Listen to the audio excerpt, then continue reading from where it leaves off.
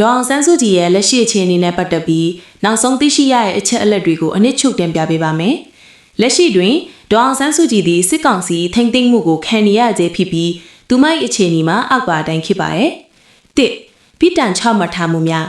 ဒေါအောင်ဆန်းစုကြည်ကိုစစ်ကောင်စီကအမှုပေါင်းများစွာနဲ့တရားစွဲဆိုခဲ့ပြီးစုစုပေါင်းထောင်ဒဏ်28နှစ်ချမှတ်ထားပါတယ်။စွဲဆိုထားတဲ့အမှုတွေထဲမှာအကတိလိုက်စားမှုရွေးကောက်ပွဲမတမာမှုနဲ့နိုင်ငံတော်လျှို့ဝှက်ချက်အဥပဒေချိုးဖောက်မှုဆိုတာတွေပါဝင်ပါတယ်။မူလကထောင်ဒဏ်33နှစ်ချမှတ်ခဲ့တော်လဲနောက်ပိုင်းတွင်အချို့အမှုများကိုလွတ်ငင်းချမ်းသာခွင့်ဖြင့်ရှော့ပေါ့ပေးခဲ့ခြင်းဖြစ်ပါတယ်။နှစ်နေထိုင်ရမည့်နေရာ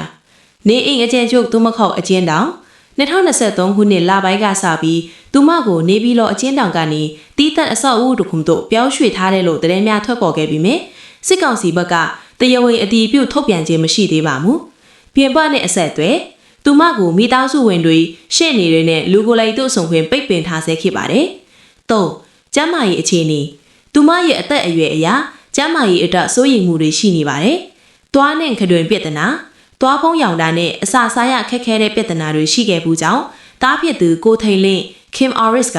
မီဒီယာတွေကိုပြောကြားခဲ့ပါတယ်။အထွေထွေကျန်းမာရေးမူးဝေတာနဲ့သွေးပေါင်ချိန်မမှန်လာမျိုးတွေရှိတတ်ပေမဲ့စစ်ကောင်စီဘက်ကတော့သူမကျန်းမာရေးကောင်းမွန်ကြောင်းနဲ့လိုအပ်တဲ့ဆေးကုသမှုတွေပေးထားကြောင်းပြောဆိုလေးရှိပါတယ်။နိုင်ငံတကာ၏တောင်းဆိုမှုများကုလသမဂ္ဂနဲ့အာဆီယံအပါအဝင်နိုင်ငံတကာတိုင်းဝိုင်းကဒေါအောင်ဆန်းစုကြည်အပါအဝင်နိုင်ငံရေးအကျဉ်းသားအားလုံးကိုချွင်းချက်မရှိအမြန်ဆုံးလွှတ်ပေးဖို့အမြဲတမ်းတောင်းဆိုနေစေခဲ့ပါတယ်။ဒေါအောင်ဆန်းစုကြည်ရဲ့မိသားစုဝင်တွေစီက